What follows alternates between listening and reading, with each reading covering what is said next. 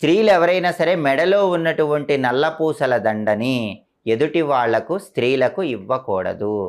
వాళ్ళ నల్లపూసల గొలుసు వాళ్ళే ధరించాలి. కాబట్టి కుంకుమ భరిణ, కాటుక పెట్టుకునేటటువంటి భరిణ, గాజులు, పువ్వులు, నల్లపూసలు ఈ 5 మాత్రం ప్రతి స్త్రీ తన వరకు ప్రత్యేకంగా ఉంచుకోవాలి. లేకపోతే లక్ష్మీ కటాక్షం తగ్గిపోతుంది. ఇతరులు వచ్చినప్పుడు వాళ్ళకి వేరేవి ఇవ్వటం అనేటటువంటిది చేయాలి. అలాగే స్త్రీలు ఎప్పుడూ వాళ్ళ చేత్తో ధనియాలు ఎదుటి వాళ్ళకి ఇవ్వకూడదు. ధనియాలు ఇస్తే లక్ష్మీ కటాక్షం తగ్గిపోతుంది. ఉచితంగా ధనియాలు ఇవ్వకూడదు. అలాగే ఉచితంగా ధనియాలు తీసుకోకూడదు. ఉప్పు కూడా ఉచితంగా ఇవ్వకూడదు. ఎదుటి వాళ్ళకి ఎవరైనా ఆడవాళ్ళు వస్తే వాళ్ళకి ఉప్పు కానీ, దూది కానీ, ఒత్తులు కానీ ఉచితంగా ఇచ్చినట్లయితే లక్ష్మీ కటాక్షం తగ్గిపోతుంది.